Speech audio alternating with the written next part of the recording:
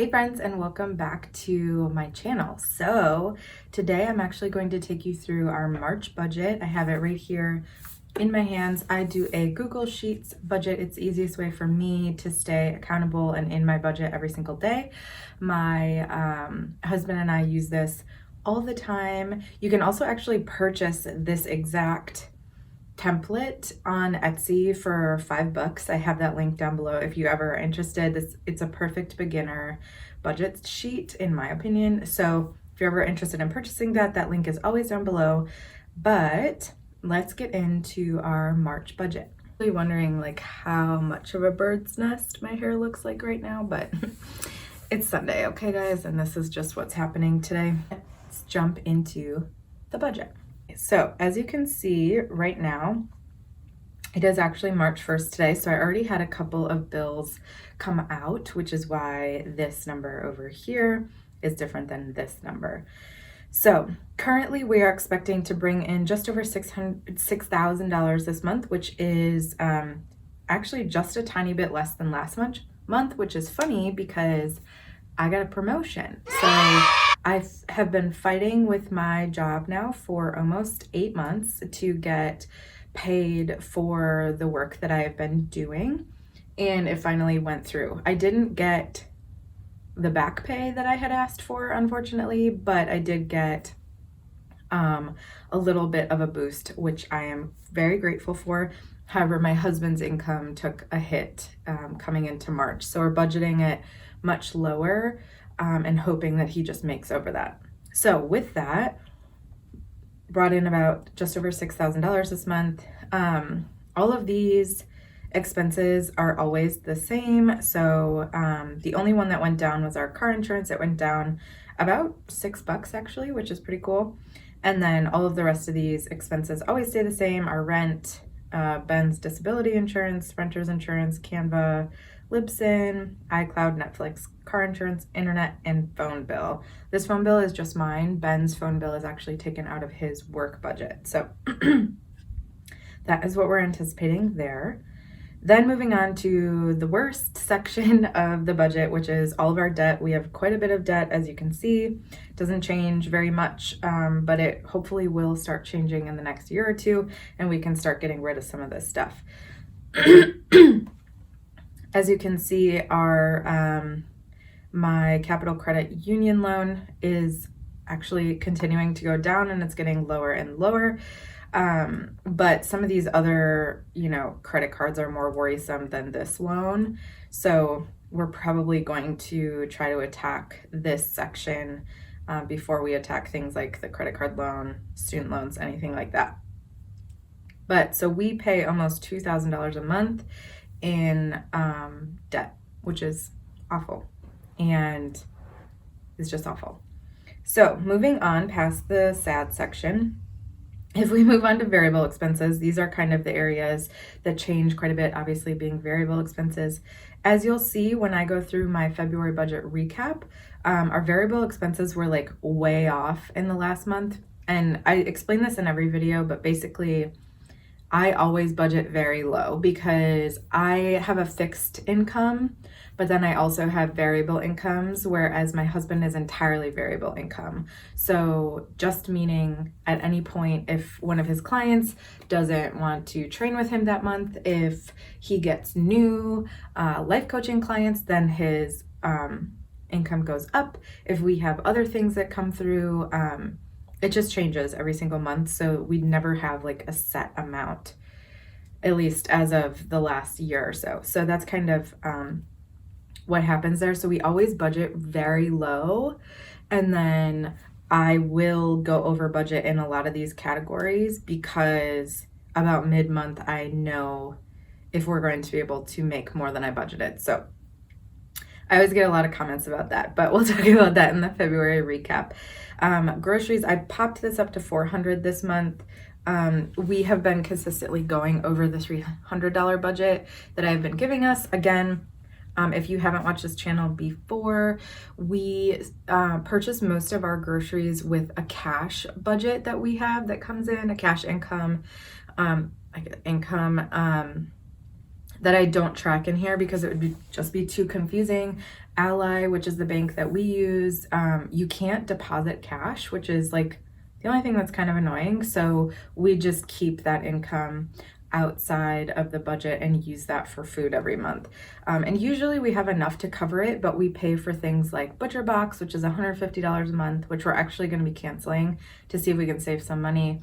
We actually were going to start going to Costco, but we went there, we paid for the membership, and then we went through the store and realized it probably doesn't make sense for us, so we're going to try to get that refunded. So this budget was made with the thought that we would probably do a Costco trip in March, but now we probably won't. So I'm still keeping the budget at $400 though, just because we've consistently gone over that.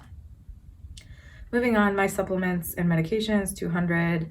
$50 for household, $0 for beauty and Ben, $50 for me. So this is actually something Ben and I talked about 2 months ago. Basically, Ben can make a lot of personal spending choices via his business budget, which means like that business income won't come into our household income if he wants to buy like books or notebooks or like any of that kind of stuff, and I don't have any of that space. So our budget was very, very tight. I cut out all the things that I loved, and he was still able to like purchase some things for himself, and I was like really struggling with that, and it was making me feel very mad and like annoyed at him. So we had the conversation and we figured out how to make it so that wouldn't be a thing, and we agreed to give me a $50 budget a month for me to spend on anything I want. If I want to spend it all on Starbucks, that's up to me. If I want to get my nails done, it's up to me. If I want to buy myself slippers, it's up to me. So that's where that budget comes in. Moving on to therapy, I'm anticipating that we're going to go 7 times this month. That's between my individual therapy every week and then every other week for couples therapy, and then I leave a little buffer. I pay $10 a session because my insurance covers it. So I'm very grateful for that. Otherwise, I wouldn't be going 7 times a month. Moving on, I am anticipating a $10 copay from my doctor because I have to get some blood work done for my thyroid issues. Moving on to utilities, $200. I usually budget about $200. I'm hoping that'll start to go down a little bit because it's going to start to get warmer here, knock on wood, in the Midwest. So I'm hoping, like, because our heat bill will go down a little bit. And our lights, like our electric, because in the winter it's dark all the time. So that'll also go down too. We're not going to have lights on all the time. Next up, you'll see our train and parking budget went up a lot because with this promotion, I was required to have to go back into the office 2 days a week. As you guys know, I was working full-time remote, and now they've decided to rescind some of that. So I have to go into the office 2 days a week, which kind of like, I mean, it's like $150 in commute that I have to pay every month. So it kind of like negates a lot of the promotion. So this is like why I'm having some issues with like this whole situation. Cora's itching herself. Are you done? Hi, come here. I don't think you can see her, but she's over here being cute. See, there she is. Okay, moving on to tolls and gas. I have that at $100. That doesn't change. Some months we go a little bit over that. Some months, most months we don't. So Cora, I have at $130. Her food every month is about $72, and then we have to buy her HeartGard, which is like a 6-month like prescription that only comes out like twice a year, but it's like 50 or 60 bucks or something like that. So that's why her budget's a little bit higher this month. She's sleeping right here. And then we have a $20 miscellaneous buffer, which makes our variable expenses about $1,500. And then moving on to sinking funds, as you can see, we're not doing a ton with sinking funds. This is actually something we weren't able to do at all last year. So the fact that we can do it this year is very exciting for me. And the only ones I have are these ones, which would be, I would like to bump this up at some point because right now it's basically just gonna cover plate renewal for my car. But Then I am saving about $70 a month for a wedding that I'm in August, because actually I already know the skirt. So we're doing like a skirt and a top for the bridesmaids dresses. Sorry, my heat just kicked in. And the skirt itself is gonna be like $150. And then we have to buy a shirt, we have to buy shoes, and then where the wedding is about a 6-hour drive from here. So I'm gonna have to get a hotel. So I was basically budgeting like $500 or something like that for this wedding, also for like a gift and stuff like that. So that's where that's at. And then the last thing is this Amazon Prime renewal. Last year I didn't know about this until like the month before it was due, because husbands. But so we had like $117 that I had to pull out of like my butthole.